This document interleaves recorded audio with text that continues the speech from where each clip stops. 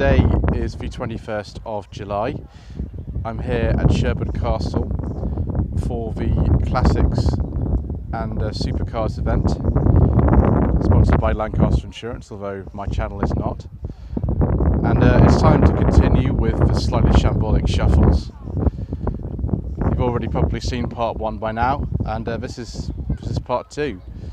I do apologise in advance for the wind noise and the incorrect information and general poor production quality that these videos have, but that's just the way that these things go.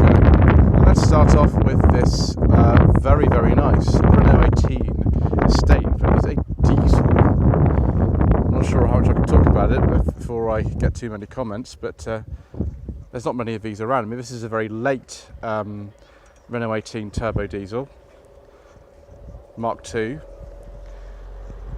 I don't recall ever seeing too many of these. I mean, there were some around when I was growing up, but I don't know of any I've seen for a number of years. So this car's actually got a 5-speed manual gearbox in that classic Renault sort of style that was on the 21s.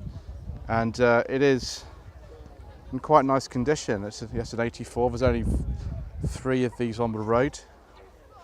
This was at a museum for some time. We've also got this Renault Safran. Again, it's a car that you really don't see very many of these days. There is some sort of crossover with Volvo in here, and this one's a 2.2 litre, so I imagine this is the Renault's own engine. It's an executive model, 2.2 VI, and is that a manual? Yes, it is. It's a 5-speed manual gearbox, different pattern from the Renault 18. I do like the colour of this. They really just didn't sell very many of these. They weren't particularly popular, and they went all crazy with the Velsato Avon team. So yes, it'd be about 95 thereabouts, and again a Renault 21 2-litre turbo. I think Mr. Coleman from the Rubbish Mechanic YouTube channel is going to be getting very, very excited right now, particularly because we've got a black leather interior. Yes, sir. This looks very similar to the car that I filmed at the Retro Rides weekend at Goodwood back in May. It could even be the same one. Someone's left their keys in there. It's not a good idea, but it's a Renault 21 Turbo. I might just not be open to offers. Open to offers of £0 and 0 pence as I motor down the road. But then, I mean, I'd have to leave my press car here, which would not be sensible. I'd get caught by the police and get to the prison. So let's not do that. Let's continue over here, passing the modified Escort RS Cosworth and coming to something very special indeed. This is a 1985 Ford Escort RS Turbo. It's based on a Mark III Escort, but they are called the Series 1 RS Turbo. These are very, very rare, very, very expensive, and exactly the car that Leslie Ash drove in the second series of Cat's Eyes. This car, this colour, especially with the fog lights on as well, absolutely beautiful condition. Stunning, stunning car. Yes, I was right, it is an 85. A work in progress, but it looks perfect to me. And of course the Recaro seats. Very nice. Very, very, very nice indeed. Here we are at the Daft Car Club stand. Apparently Dorset all 4 types. Interesting. Types like this 1990 Mark III Fiesta with some nice RS wheels. Not sure those are original. Let me just get around this barrier without impinging myself on it. There we go. You just don't see many of these around in this sort of condition, whether they are the XR2i or not. Yep, it's only a 4-speed gearbox. Not sure what trim level this is, doesn't say. But we do have a Mark I Fiesta here. This is a very late Mark I if it's on a Y plate. My uncle had one of these. It was a bit older than this. This is an 82, I think, and if you look at the interior, it has this sort of, if I can get an angle here, the gearbox patterned actually on the dashboard there. These again are very rare, and they're coming up in value. Those look like XR2 wheels to me. I could be wrong. And then we get into some, oh gosh, Capris. Let me just sort of contain myself for a second here whilst I look at this very, very nice 86 or 87 Capri, maybe an 86. That collar check pattern looks familiar. This is an automatic car. Shove that nice and close so you can see it's an automatic. This probably isn't an S, it's a Capri 2 litre. It's not a laser. Another very, very late Capri here. This is 5-speed gearbox in this one. This is probably a 2.8 injection. The wheels are non-standard. I think those are off a Sierra RS Cosworth Saloon. Could be wrong, but feel free to correct me in the comments below if I'm incorrect. I do like the look of these Capris, and I know that those who watch my videos do as well. We also have this rather nice Escort Mark III gear, quite an early one. This would be 82, 83, something like that. Similar to the car that Jill Gascoigne drove in the first series of Cat's Eyes. The wheels have been changed. These would have had hubcaps originally, I think. Nice sort of pinstriping on there. Lovely period correct seats, 5-speed manual gearbox, and a sort of plasticky steering wheel. That rear spoiler looks aftermarket, but I could be wrong. And then we've got an XR. No, it's not an XR3, it's an RS1600i. Oh my goodness, maybe they're rare. Sort of before the RS Turbo. Now this does look special. Left-hand drive, 5-speed manual gearbox. Don't know where it came from originally, didn't have any information on it, but yes, very tasty. Very, very tasty indeed. Just found a selection of Mark 2 and Mark 1 Escorts here. This looks suspiciously like a Mark 2 Escort gear. Very late one, 1980. Very late for a Mark 2. Oh, it's a 1.3L. Oh, I do apologise, it's not a gear after all. So they changed these headlamps on the very, very late 1300Ls as well. Typical sort of late 70s colour. Someone's had a go at making that interior interesting as well. Let's go and have a look at this Cortina L. It's a 2-door and it's right-hand drive. Well, that's interesting. I wasn't aware that they made these Cortina 80s in right-hand drive 2-door, but I clearly have been educated and informed. Be about 81 thereabouts. The right height's been raised on this as well. I don't know what's going on. Vinyl roof though, and so it looks interesting. Let's have a look at this from the side too. Yes, certainly very, very rare, something like this. Let's take a look at this Cortina Crusader, the last one's made. It's a 2-litre, probably the Pinto engine in that. Be about 1982, very late 82. Nice colour. I don't know what these wheels are off. They're not original Crusader wheels.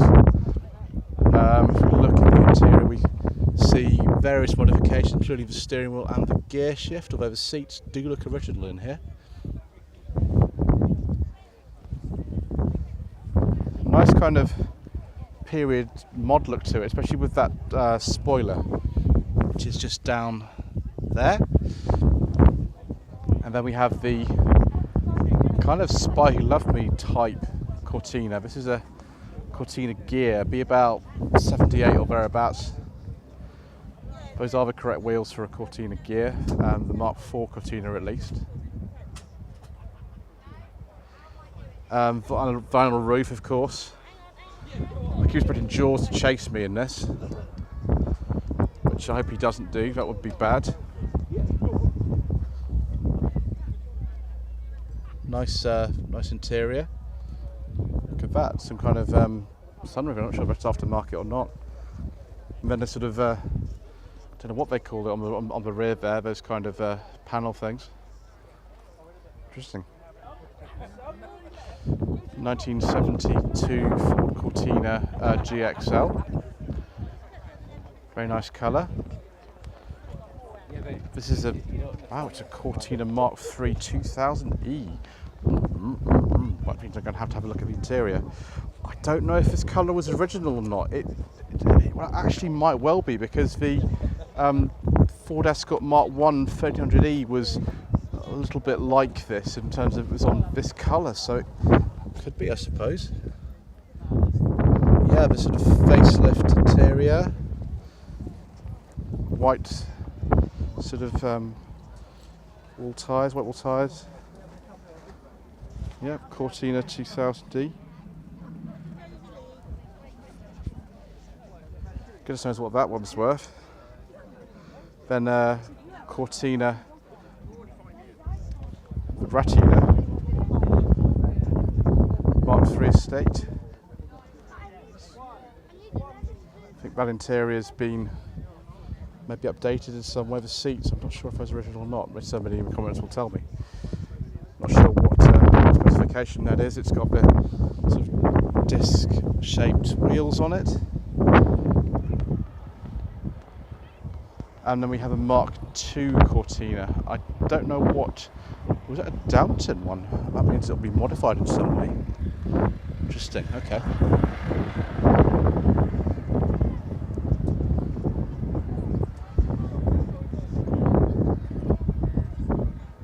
Very nice. Not sure what that means. Because right next to it I've been kind of a bit distracted. I've found a Sierra XR4i and a Sierra RS Cosworth hatch, and well, this one and that one, they look perfect to me. It's interesting how different the sort of front ends of these are, and the fact that actually, as people will tell you, the RS Cosworth has this sort of rear window. The RX4 has this sort of rear window.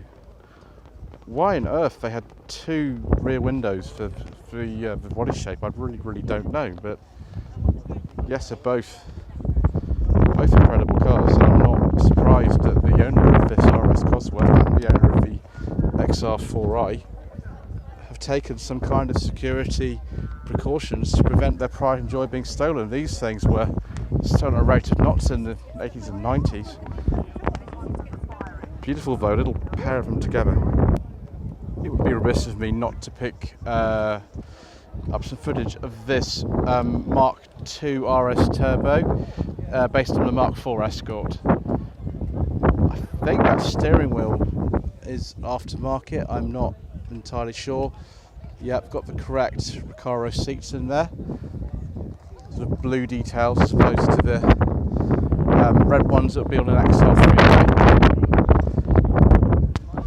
Right next to yet another Sierra RS Cosworth hatch, and Ford Escort RS Cosworth as well. I don't know what phase this is. That looks like a Ford factory plate to me. It's not quite my taste in cars, but it's interesting nevertheless. Very nice. Well, this is but it's not got the professional style front end. It's got a more standard front end on it. I don't know whether people will be able to tell me whether or not this is, whether or not this is the correct front end for RS 2000, and so is the one professionals, or if the one was an option and one wasn't. But this one looks in stunning condition. These RS 2000s are very rare. They are very valuable. This one's been modified, and so has this Fiesta Mark II. I don't know what trim this is. This is a very late Fiesta Mark II. It's on an F plate. The seats look as if they're out of something like an XR2, and these are the XR2 style wheels as well. It might have been a Popular Plus or something someone's modified, but I'm not sure. Let's talk about Granadas then. This is a very nice Granada here. Be one of the last ones before they had the 92 facelift, I think it was, the 92 facelift. That's a Granada Scorpio too, and with the correct Granada Scorpio wheels. I don't mind if I do. Let's have a look inside then. Yes, correct seats, correct steering wheel. This is shaping up to be good. Beautiful Scorpio Cosworth 24 valve engine. It'd be the 2.9 litre in something like this. I do very, very much like this. This is it's my kind of car. When I was growing up, a friend of mine's father had one of these. He used to have several Granadas, but he only had one Scorpio. I don't think it was a Cosworth, but it was a Granada Scorpio nevertheless, and it had these wheels. Very nice. Just found a row of Sunbeam Talbot 90s, all in wonderful condition. Some are the soft tops, and some of the sort of hard top versions. I really don't know much about these other than that they're from the early 1950s. Before, I think the Roots group bought them out. I think it was about 53, 55, something like that. The Roots group bought them out. But yes, Monte Carlo winning cars. Sunbeam Talbot 90 Mark III, 1955. This looks like an even later, another beige leather interior. Very nice. It's 51, okay. I should have kept my mouth shut, shouldn't I? I shouldn't have said all this information about this incorrect. But unfortunately, that's just the way that these things go in the slightly shambolic shuffles, isn't it? It's very nice anyway. And as is this 53 Sunbeam Talbot 90 Mark IIA. Change the box. Typically 50s interior. Very nice colour as well. Let's go and take a look at this other thing that has been parked next to this lovely Sunbeam Talbot. It's a Toyota Wilby. I don't think I've ever seen one of these. Very, very unusual. It's probably late 90s, something like that. Yeah, it's on the V-plates in 99. Very, very unusual. You see these in sort of dystopian science fiction films in the 1990s.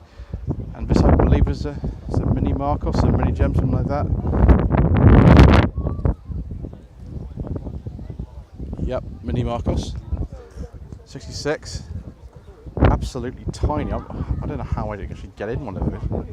Obviously the owner got in it. There we are. Interesting. As I can't film everything, we're going to have to skip the Morgans and skip most of the Caterhams, but I have found a Caterham 21, which I've never actually seen one of these before. This to me doesn't look too bad, but they were incredibly badly received at the time. Sort of four sort of Vauxhall bits, Vauxhall Cavalier or sort of Corsa indicator stalks in it. Very sort of Caterham 7 like car, but just with more modern styling and body protection. I mean, you can see here is a Caterham 7, it's a Road Sport SV. Don't know what year this is, it's 97 or something. But yes, I've never seen one before, they're only 48 of them made. So yeah, so it's just Caterham 21. Very interesting. And as is this selection of Triumph TR7s and possibly TR8s. depending on what engine you've got in them. This is a late one, this would be an 81 or thereabouts. Yeah, it's an 81. This convertibles only came out in 1979. This one, interesting again, this is an 81. It's got the engine out of a Dolomite Sprint as opposed to the normal 2 litre that you found in the TR7, which was a kind of detuned version of the Sprint engine. This looks a little bit like a TR8, but actually it is a TR7 V8. I never get used to the fact that there's a TR7 V8 and a TR8. This one's got a sort of body kit on it. Yeah, it's got a Rover 3.5 litre engine. Quite a few TR6s here, they're beautiful cars. With this country they had fuel injection, although in America they were sold with carburetors. Never seen quite so many TR6s in a row before. That's amazing. This one, I think, though, is my favourite because I really like the colour. This looks like a TR5, TR4A and TR5 always confused me. It's a TR4A with independent rear suspension. This 66 model, another 66 TR4A with the kind of hardtop type thing on it. I'm going to not even try to sort of tell you which one of these is TR or TR3A. And is it a TR3B? No, it's another TR3A. They're both about 1959 or thereabouts.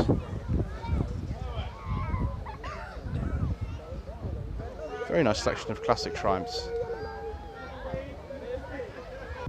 I couldn't walk past this and not take some footage of it for Mr. Matthew from the Matt's Beamer YouTube channel. This is a BMW M5. I believe it's called the E34 type M5. Interesting kind of purple colour. The interior is not a leather interior actually, it's like an Alcantara interior. I don't know if you could see that, hopefully you can, it's very bright out here. Look at some Reliance, there's some BMWs over there as well, but I'm going to look at some Reliance first I think. Reliance Sabre, which started off as a Scimitar. Still got lots and lots of lovely Austin Rover parts in there, including, looks like a sort of gauge cluster from sort of Maestro and stalks from an early Metro and heater controls in there. I can't remember what engine these came with, I don't remember. That's what information platform's going to tell me, which it does not. So I was 1.8 turbo, it was a Nissan 1.8 turbo actually. Then we have this Reliance Scimitar SE6A. It's not a middle bridge, not yet. This will be round about 77, 78, something like that. Then another Reliant Scimitar Sabre, similar to the other one. Again, really late in production.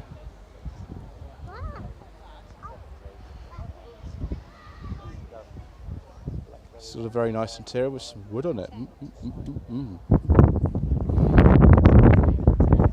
Another Scimitar, this time a convertible. Be about, sorry, GTC, but it's convertible. Be about 1981. Very nice indeed. This is a Reliance GTC registered 86, manufactured 1984. Original unrestored, 60,000 miles from new. Very nice indeed. It's not a middle bridge, those came later. Take a look at the interior as well whilst we're here. Very nice indeed. Earlier one here, SE5A GTE. Oh my gosh, look at the colour of this and the standard of the bodywork. 3 litre Ford V6 Essex engine in these. Someone's very full. We left the window open so you can look at the interior as well, which is very nice, very royal, because Princess Anne had several of these. And there is the engine, set so far back that you can stick a spare wheel in the front as well. I mean, my gosh, it's completely redundant, most of the front of that. Very nice looking though. And then we have another GTC here, be about 83, 84 thereabouts. Morris Marina door handles. Sorry about wind noise, it's getting a bit windy here at Sherborne Castle in Dorset. And then we have this, which